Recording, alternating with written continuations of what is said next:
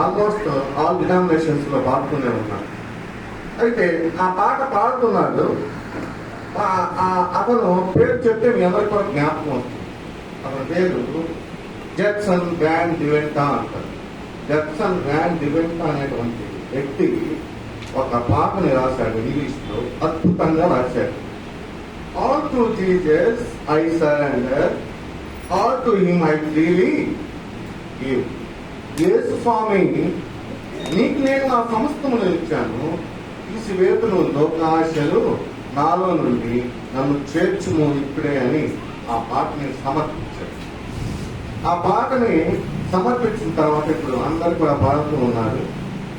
ఆ పాట రాసిన ఆ పాట ఇక సమర్పించిన తర్వాత అతను సువార్తలో ఎదుగుతూ దేవుని యందు సువార్త చేస్తూ ఎన్నో ఆత్మలను రక్షించగలిగినటువంటి, ఎన్నో ఆత్మలను రక్షించి పూర్తిగా దేవునిలోకి వెళ్ళిపోయారు. ఎందుకు ఈ మాటలు చెప్తున్నా అంటే, దేవా నీవే నా స్వాస్థ్యము అన్నాడు. నీవే నాకు ఆధారము, నీవు తప్ప నాకు ఎవరు లేరు అని చెప్పేసి అతను ఇక ఆ రకంగా దేవునిలో ఆడబడ్డాడు. అయితే ఇక్కడ ఎందుకు దేవుణ్ణి స్వాస్థ్యంగా మనం ఎంచుకోవాలి? దేవుడు ఎలాంటి వాడు? ఆయనలో ఉన్నటువంటి గొప్పతనం ఏంటి? ఆయనలో ఉన్నటువంటి మహత్యం ఏంటి? మన బైబిల్ గ్రంథంలో చూస్తే ఆది కాండము నుంచి ప్రకటన గ్రంథము వరకు ఆయన యొక్క గుణ లక్షణాలను మనం చూడగలం. ఎవరైనా అడిగితే మీ దేవుడు ఎలాంటి వాడు, మీ దేవుడు గొప్ప దేవుడు అంట కదా అన్నప్పుడు ఆది కాండం నుంచి చదవమని చెప్పండి. ఆది కాండం నుంచి ప్రకటన గ్రంథం వరకు చదివితే, నేను అన్ని కూడా చదవను, ఒక ఆది కాండము ఒక ప్రకటన గ్రంథం వరకే మీకు చెప్తాను. ఆది కాండములో మన ప్రభు అయిన యేసుక్రీస్తు మనకి సృష్టికర్తగా కనపడతాడు. ఆ ఆది కాండం మొత్తం చదివి ఆ రీతిగానే ఒక నిర్గమాకాండం కూడా చెబుతాం. ఆయన పస్క గొర్రె పిల్లగా మనకు కనబెడతాడు. ఐగుప్తు దేశం నుంచి పస్క గొర్రె పిల్ల ఏ విధంగా ఇశ్రాయేలు పిల్లలను విడిపించిందో, యేసుక్రీస్తు ప్రభు మన అందరి కోసం సిలువలో మరణించడం ద్వారా ఆయన మనకి రక్షణ కార్యాన్ని సంపూర్తి చేశాడు. లాస్ట్ ప్రకటన చెప్తాను. ప్రకటన గ్రంథం అంతా కనుక మనం చదివినట్లయితే, మన రాజులకు రాజుగా ప్రభువులకు ప్రభువుగా యేసయ్య మనకు హల్లెలూయా చెప్పండి. రాజులకు రాజుగా ప్రభువులకు ప్రభువుగా మనకి కనిపిస్తాడు. ఆది కాండం నుంచి ప్రకటన గ్రంథం వరకు యేసుక్రీస్తు యొక్క ముఖాన్ని, ఆ ముఖ చిత్రాన్ని బైబిల్లో చూస్తూ ఉంటాం. ఉదయకాలపని లేచి బైబిల్ చదువుకుంటే దేవుని చూసినట్టు, దేవుని ముఖాన్ని చూసినట్టు, ఆయన ఫేస్ని చూసినట్టు. పొద్దున్నే కనుక మనం బైబిల్ కనుక చదివితే ఆ యొక్క ముఖ చిత్రాన్ని మనం చూడగలం. ఇంతవరకు ఈ లోకంలో ఉన్నటువంటి మనుషుల్ని సంపాదించుకోవటంలో, పాపంలో ఇరుక్కుపోవటంలో కానీ, బంధకాలలో బంధించబడటం కానీ, ఈరోజు యేసు ప్రభు హృదయంలో కనుక చేర్చడం ద్వారా, ఆయన నీ స్వాస్థ్యంగా మలుచుకోవడం ద్వారా ప్రభువు నిన్ను బలపరిచి మహిమ కొరకు నిలబెట్టడానికి ఆయన ఇష్టపడుతూ ఉన్నాడు. ఎప్పుడైతే ఈ స్వాస్థ్యము అంటే నువ్వే నా స్వాస్థ్యము, నీవే నా ఆధారము, నీవే దిక్కు ప్రభువా అన్నప్పుడు నీకు ఇచ్చేటువంటి వాగ్దానం ఏంటో తెలుసా? బైబిల్ గ్రంథం చూస్తే యెషయా గ్రంథము 57వ అధ్యాయము 15వ వచనంలో ఆ మాట రాయబడి ఉంది. యెషయా గ్రంథము 57వ అధ్యాయము 11వ వచనం.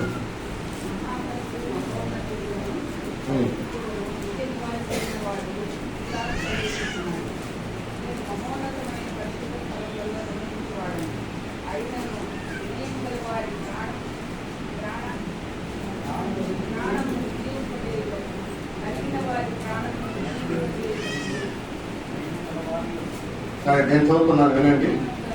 యెషయా గ్రంథము 57వ అధ్యాయము 11వ వచనములో నేను చివరి మాట చదువుతున్నాను.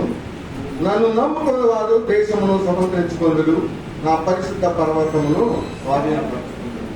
సో ఇక్కడ మీరు ఎప్పుడైతే ఆ తీర్మానం తీసుకున్నారో, నీవే నా స్వాస్థ్యము ప్రభువా, నీవే నాకు ఆధారము ప్రభువా అని ఎప్పుడైతే మీరు ఆ తీర్మానం తీసుకున్నాక దేవుడు నీకు ఇచ్చేటువంటిది ఏంటి?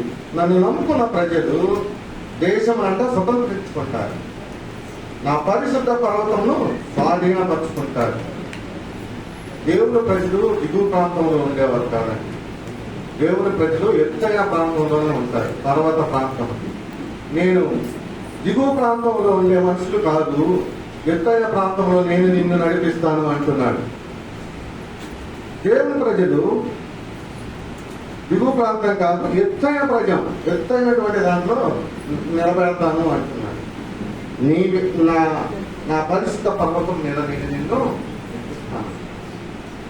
చూడండి, నీవే నా స్వాస్థ్యం ప్రభువా, నీవే నా ఆధార ప్రభువా అన్నప్పుడు అసలు నాతోనే పర్వతం మీద ఎక్కిస్తాను అని అన్నాడంటే అది ఎంత విషయం, అసలు మంచి అసలు అంతనే కలుస్తుంది. అయితే మీకు దక్షిణ విషయం చెప్తాను. ఒక రాజు గారంట బయటికి, అంటే ఆ ప్యాలెస్ నుంచి బయటకు వచ్చి ప్రజల్ని దర్శిద్దామని వస్తాడు. ఆ బయటకు వచ్చినప్పుడు ఆ రాజుగారు కొంత డబ్బుని కొంత ఆహారాన్ని తీసుకొని వస్తున్నాడు. సరే వస్తూ కొంత దూరం వచ్చాక ఉన్నటువంటి ఆహారము ఆ యొక్క డబ్బు కూడా మొత్తం అంతా అయిపోయింది, కంప్లీట్ అయిపోయింది, ఖాళీ అయిపోయింది. ఖాళీ అయిన తర్వాత కొంచెం దూరం నడుచుకుంటూ వెళ్తుంటే అక్కడ ఒక సరస్సు ఉన్నది, కొలను. ఆ కొలంలో జారి పడిపోయాడంట. బహుశా రాజుగారు అంటే ఏర్పరిచి ఉండొచ్చు, కానీ అక్కడ పరిస్థితులు, అక్కడ ప్రభావాలు మరి ఏమయ్యామంటే తెలియదు. కానీ ఆ దారి మీద వెళ్తున్నటువంటి ఒక ముసలాయన వచ్చి చూశాడు. తర్వాత మాకు పడిపోయాడు ఎవరు, మరి రక్షిద్దామని వస్తున్నాడంట. అయితే అతను రక్షిస్తానికి వచ్చాడు. మరి అతను ఆ రాజుగారు అతనికి ఫ్రెండ్ కాదు, అతని ఎవరు, అతని బంధువు కాదు, అతని స్నేహితుడు కాదు, ఎవరో పొరుగు వాళ్ళని సహాయం చేద్దామని అపస్నాయం వచ్చారు. వచ్చి సహాయం చేసి బయటకు తీసుకుంటూ వచ్చారు. రాజుగారు ఏమంటున్నారు, అయ్యా కృతజ్ఞతలు, అయ్యా నీకు చాలా కృతజ్ఞత తెలియజేస్తాం, నన్ను రక్షించినట్టు, నీకు రక్షించావయ్యా, నన్ను కాపాడినట్టు థ్యాంక్స్. ఎందుకు అయ్యా థ్యాంక్స్ అని అర్థం ఆయన అంటారు. ఏదో ఆపదలో ఉన్నాను కదా, నేను రక్షించడానికి వచ్చాను చూసి అని చెప్పేసి అన్నప్పుడు రాజుగారు అంటాడంట, రేపు పొద్దున్నే బయలుదేరి రాజుగారి అంటే ఏమో తెలియదు, రాజుగారు ప్యాలెస్ దగ్గరికి రా, అక్కడ కలుసుకున్నాను. నేను చిన్నవాడిని, పేదవాడిని, సామాన్య మానవుడిని, నన్ను రాజుగారి ప్యాలెస్ కలమంటున్నారేంటి అని అనుకుంటున్నాను. ఈ లోపల ఒక రింగు తీసి ఇచ్చాడు రాజుగారు, ఈ రింగు పెట్టుకుంటా. ఈ రింగు కనుక నువ్వు పెట్టుకొని వస్తే అక్కడ ఎవరైనా నిన్ను ఆపితే అక్కడ రక్షిత బట్టలు ఉంటారు, సామాన్య మానవులు ఎవరికో రాని. ఈ రింగు షో దిస్ రింగ్, ఈ రింగ్ ఎప్పుడైతే నువ్వు చూపిస్తావో అప్పుడు నేను లోపలికి పంపిస్తారు. అనుమానంతోనే ఆ రింగు తీసుకున్నాడు, ఇంటికి వెళ్ళాడు. తెల్లవారి నెక్స్ట్ డే బయలుదేరాడు. అతను ఆ రింగు కూడా అనుమానంతోనే తీసుకొని వెళ్ళాడు. అక్కడికి వెళ్ళిన తర్వాత అక్కడ రాజభటులు నిలబెట్టారు. ఏమయ్యా ఎందుకు వచ్చావు నువ్వు, ఏం పనులు నీకు అంటే రాజుగారిని కావడం అంటే సామాన్య విషయం కాదు, నువ్వు రాజుగారిని ఎలా కలుస్తావు, ఏది అపాయింట్మెంట్ ఏమన్నా ఉందా, ముఖ్యమంత్రి దగ్గరికి ఎలా అంటే అపాయింట్మెంట్ కావాలి, అపాయింట్మెంట్ లేదు మన లోపలికి వెళ్తాను లేదు. అదైతే రాజుగారిని కావాలంటే మీకు ఏమైనా అపాయింట్మెంట్ ఉందా అంటే అప్పుడు రింగు చూపించాక లోపలికి ఎలా చేస్తాను, 2వ గేట్ దాంట్లో 3వ గేట్ దాంట్లో. నెక్స్ట్ అంతఃపురం దగ్గరికి వెళ్ళిన తర్వాత మళ్ళీ రాజు బట్టలు అతను ఆపేస్తాను. ఆ తర్వాత ఏంటయ్యా ఎందుకు వచ్చావు రాజుగారికి తర్వాత, అది ఎంత దూరం నువ్వు ఎలా వచ్చావు అని అయినప్పుడు ఆ రింగు చూపించినప్పుడు లోపలికి తీసుకెళ్తే ఆ అంతఃపురంలోకి లోపల డీలే తీసుకొని వెళ్తారు బట్టలు. తీసుకెళ్ళిన తర్వాత రాజుగారి సింహాసనం మీద కూర్చొని ఉంటాడు. కూర్చున్న తర్వాత ఇద్దరు పెద్ద ఆయన వచ్చిన తర్వాత ఏంటి ఇక్కడ నిన్న ఉన్నటువంటి ఎవరో ఉన్నారే అని అనుకున్నప్పుడు రాజుగారు నిన్న మనం కలుసుకున్నాం కదయ్యా, నిన్న చెరువులో నువ్వు నన్ను కాపాడావు కదా, నేను రాజుగారని కనుక అక్కడ నీకు చెప్పున్నట్లయితే నువ్వు నమ్మేవాడివేనా అంటే, నువ్వు నమ్మేవాడివేనా అని చెప్పేసి రాజుగారు అక్కడే ఉంచుకొని నీ జీవితాంతం ఇక్కడే ఉంది. నేను చిన్న సహాయం ఇస్తారేమో అని అనుకున్నా, కానీ ఇంత పెద్ద సహాయం ఇచ్చారయ్యా అని చెప్పి కృతజ్ఞతలు తెలుసుకుని అక్కడే ఉండిపోయాను. ఇదంతా నేను ఎందుకు చెప్తున్నానంటే, ఈ సంఘంలోనికి రావటానికి, మన సంఘంలోనికి రావటానికి మనకు ఏ అర్హత లేదు. ఉందే? ఏమైనా అర్హత ఉందా? మన డబ్బులు పనికిరావు, మన జ్ఞానం పనికిరాదు, ఏది కూడా పనికిరాదు. ఈ సంఘంకి వచ్చామంటే మీ యొక్క యేసుక్రీస్తు దేవుడు రక్తం ఉండబట్టి మనం వచ్చాం. మనలో ఎంతైనా కొంత యేసుక్రీస్తు రక్తము ప్రవహించబట్టే ఇక్కడికి వచ్చాం. రక్తము లేనిది మనము రాలేదు. సో నీవే నా స్వాస్యము, నీవే నా ఆధారము అన్నప్పుడు చూసారా ఎంత, నా పర్వతం మీద నేను ఇస్తాను అని అది వాగ్దానం. స్వతంత్రించుకొందురు, నన్ను నమ్ముకున్న వాళ్ళ దేశమును స్వతంత్రించుకొందురు, నా పరిశుద్ధ పర్వతం మీద స్వాధీనపరుస్తాను. రెండో తీర్మానంలో పడతాం. కీర్తన గ్రంథము 18వ అధ్యాయము 29వ వచనం చూసినట్లయితే,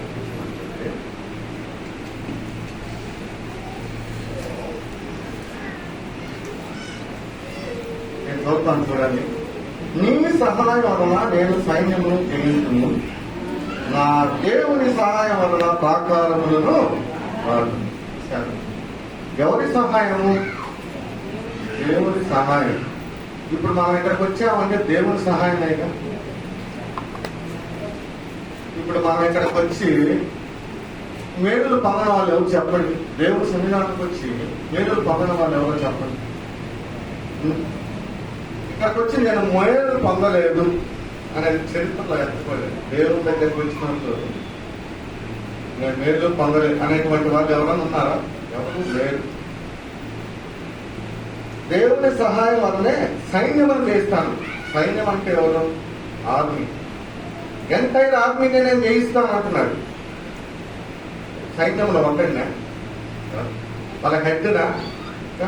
సైన్యాన్నే జయిస్తాను అంటున్నాడు. మనకి ఎవరి వల్ల కలుగుతుంది? దేవుని వల్లనే ఆ సహాయం మనకి కలుగుతుంది. సో దేవుడికి ఒక బిరుదు ఉన్నది. ఆ బిరుదు ఏంటంటే ఎబినేజర్. ఎజర్ అనగా సహాయకుడు, సహాయము చేసేవాడు. ఎబినేజర్ అనగా సహాయం చేసేవాడు. సో నా దేవుడు నాకు సహాయం చేశాడు. దావిదు కూడా దేవుడి సహాయం వల్ల పొందుకుంటాడు. ఏదైనా ఎక్కువగా దావిదు ప్రార్థనలో దొరుకుతాడు. ఎన్ని యుద్ధాలు వచ్చినా ఏది వచ్చినా కూడా ప్రార్థన వల్ల జయించగలుగుతాడంట. దావీదు యెరూషలేములో సింహాసనం కట్టాలని డిసైడ్ అయ్యాడు. ఆ సింహాసనం కట్టాలంటే అక్కడ ఎవరున్నారంటే పైన పర్వతం మీద ఎక్కువ స్త్రీలు ఉన్నారంట. వారంటారంట,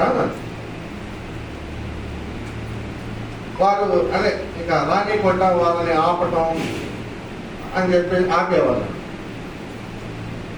సరే, అయితే దావీదు 7 సంవత్సరాలు హెబ్రోన్లోనే ఉండిపోయాడు. ప్రార్థన చేసుకుంటున్నాడు, బయటికి వస్తున్నాడు. ప్రార్థన చేస్తున్నాడు, బయటకు వచ్చి అయ్యా ఎత్తైన కొండకు నన్ను ఎక్కించవా ప్రభువా అని ప్రార్థన పాడుకుంటూ వెళ్తా ఉంటాడు. అయితే ఎక్కువసేపు ఒక లెటర్ రాస్తాడు. ఏమనంటే, నేను వస్తున్నాను అని చెప్పి లెటర్ రాస్తాడు. వీళ్ళు ఏమంటారంటే, వస్తే రా. మా ప్రాంతంలో ఉన్నటువంటి గుడ్డివారు కుంటివారు, ఇది మా ప్రాంతంలో ఉన్నటువంటి గుడ్డివారు కుంటివేరు నీ మీద విజయం సాధిస్తారంట. గుడ్డివారు అంటే నేర్పర్లతో కూడా అవసరం లేదంట. అయితే దావీదు ఎవరి సహాయంతో వెళ్తాడు? దేవుని సహాయంతో వెళ్తాడు. దేవుని సహాయంతో వెళ్ళాడంట. వాళ్ళని మంట కలిగించి సింహాసనంలో వేసి దావీదు బొమ్మని పెట్టి దేవునికి అప్పచెప్పాడు. అంత దేవుని సహాయం లేకుండా మనం ఏం చేయలేము. జయము పొందడానికే దేవుడు మనల్ని నియమించాడు. నన్ను నిన్ను నియమించినందుకు జయము పొందడానికే ఎప్పుడైతే మనం ఇలాంటి తీర్మానాలు తీసుకుంటామో అప్పుడు దేవుడు ఇచ్చేటువంటి వాగ్దానం ఏంటంటే యెషయా గ్రంథము 57వ అధ్యాయం 17వ వచనం కనుక చూస్తే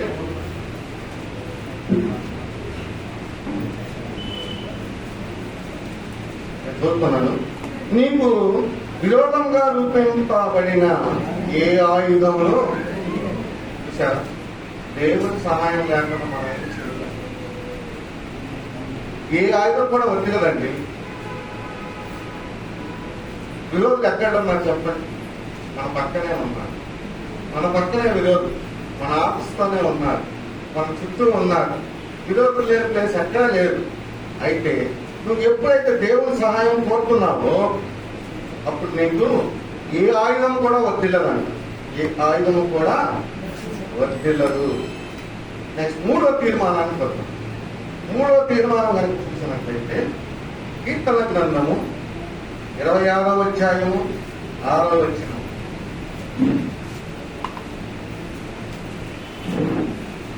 యెహోవా, నేను చదువుతున్నా, యెహోవా నీ బలిపీఠము చుట్టూ ప్రదక్షిణము చేయుదును. చూడండి, నీ బలిపీఠము చుట్టూ ప్రదక్షిణ చేయదు. మనం ఎప్పుడైతే బలిపీఠం దగ్గరికి వచ్చి మొర పెడతామో, ఎప్పుడైతే మనం బలిపీఠం దగ్గరికి వచ్చి మొరపెడతాం అంటే బలిపీఠం అంటే ప్రదక్షిణ చేయటము అంటే మనం గుళ్ళో 7 సార్లు మొక్కుకొని 77 సార్లు మొక్కుకొని ప్రదక్షిణ చేస్తూ ఉంటారు. నేను ఎన్నిసార్లు మొక్కున్నానయ్యా, ఎన్నిసార్లు తిరుగుతాను, అట్లా ఉంటే అలవాట్లు మార్చుకోవాలి. మనం కూడా సంఘంలో కూడా అంటే చర్చిలో కూడా కొన్ని చుట్టూ తిరుగుతూ ఉంటారు. చూసారో లేదో లేదు, నేను చూశాను. చుట్టూ తిరుగుతానే ఉంటారు. అవన్నీ కూడా మనము అయితే దేవుని యొక్క బలిపీఠం 3 విషయాలు మీ ముందు తీసుకొస్తున్నాను. బలిపీఠము చూసినప్పుడల్లా మనకి ఏం గుర్తు జ్ఞాపకం రావాలంటే ఆయన యొక్క త్యాగములు గుర్తు చేసుకోవాలి. రెండవది, బలిపీఠము చూసినప్పుడల్లా మనకి క్షమాపణ గుర్తు రావాలి. ఫర్గివ్నెస్, క్షమాపణ గుర్తు రావాలి. 3వది సహవాసము. మనం ఇక్కడ కూర్చున్నాం కదా, అంటే సహవాసము దగ్గరగా ఆ బలిపీఠం దగ్గరికి రావాలి. ఇవి కనుక మనము ఈ విధంగా కనుక మనం చేస్తే, ఈ తీర్మానాలు మనం తీసుకుంటే ఆ బలిపీఠం దగ్గరికి వచ్చి మనం మొరపెట్టినప్పుడు మీకు నెక్స్ట్ వాగ్దానం ఏమొస్తుందో చెప్తాను. అలాంటి తీర్మానం కనుక మనం తీసుకుంటే ఇచ్చేటువంటి వాగ్దానం దేవుడు మనం పొందుకోవాల్సినటువంటి మేలులు కీర్తన గ్రంథము 84వ అధ్యాయము 3వ వచనంలో రాయబడి ఉంది. నీ బలిపీఠము వద్దకే పిచ్చుకలకు నివాసము దొరుకును. పిచ్చుకలకే నివాసం ఉందండి బలిపీఠం దగ్గర. మనకుంటుందా? కింద రాశారు, ఇంకా సార్ చదివించండి. నీ బలిపీఠం వద్దకే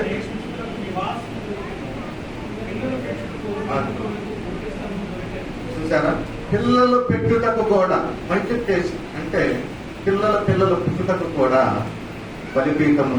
అక్కడ 2 పక్షులను వాడుకున్నారు, 2 బర్డ్స్. అక్కడ ఒకటేమో పిచ్చుక, రెండోది వచ్చేసరికి వానకోవిల. పిచ్చుక దేనికి సాదృశ్యము? స్మాల్ బర్డ్, చిన్నదానికి సాదృశ్యం. వానకోవిల అనేది రెస్ట్లెస్నెస్, అసలు అది ఇంకా నీటిపై తిరుగుతానే ఉంటుంది. చూసారు లేదు? ఇంతకుముందు పిచ్చుకలు ఉండేవి. నేను చిన్నతనంలో మా ఇంట్లో కూడా పిచ్చుకొచ్చి, మరి ఇప్పుడు అంతరించిపోయింది. అంటే పిచ్చుకలకు కూడా మనం గింజలు వేసే పరిస్థితుల్లో లేవు. అంటే మనం కూడా వానకోవిల వల్ల రెస్ట్లెస్ లాగా తిరుగుతానే ఉన్నాం. ఉద్యోగాలు అనుకుంటా అటు ఇటు మనం పరిగెడతాం, రెస్ట్లెస్. ఆ పిచ్చుకని స్పారో అంటారు ఇంగ్లీష్లో. వానకోవిల అనేది స్పారో. సో ఇది కోరహ కుమారులు మాట్లాడినట్టు. ఆ పిచ్చుకలు ఎప్పుడైతే మన బలిపీఠం దగ్గరికి వచ్చి చూసాం, పిచ్చుకలు అంట పిల్లలు పెట్టుటకు, దాన్ని రెట్టింపు చేయుటకు దేవుడు వాటికి కూడా అవకాశాన్ని ఇచ్చారు. మనము కూడా ఆ బలిపీఠం దగ్గరికి కనుక వచ్చినట్లయితే మీకేం జరుగుతుంది? ప్రశాంతత దొరుకుతుంది. నేను కూడా చాలా అంటే దేవుడి సన్నిధిలోకి వెళ్ళినప్పుడు గమనించాను సార్, ఎంత ప్రశాంతత దొరుకుతుందంటే అంత ప్రశాంతత దొరుకుతుంది. పాస్టర్ గారి వాక్యం ప్రశాంతత అన్నప్పుడు ఇది 1 year నుంచి చెప్పగల ప్రశాంత్ చెప్పన్నప్పుడు నాకు ధైర్యం సరిపోతాను. ఇదే నేను మొదటిసారి వాక్యం చెప్తాను. సాంగ్స్ అయితే పాడతాను. నర్సరావుపేటలో మేరీ చర్చ్ మెమోరియల్లో కొయర్లో కూడా ఉన్నాను. కేఏ పాల్ గారు టైంలో కూడా నేను కొయర్లో ఉండి పాటలు పాడాను. సాంగ్స్ అయితే పాడగలను కానీ వాక్యం అయితే చెప్పలేను. అయితే అన్నగారు ఏమంటారంటే ఒకటే ఒక మాట అంటారు, ధైర్యాన్ని ఇస్తాడు ముందు ఫస్ట్. నాకైతే ధైర్యాన్ని ఇచ్చారు. లేకపోతే నేను ఇక్కడ నిలబడి చెప్పను. ఫస్ట్ దేవుడు ఇచ్చాడు, తర్వాత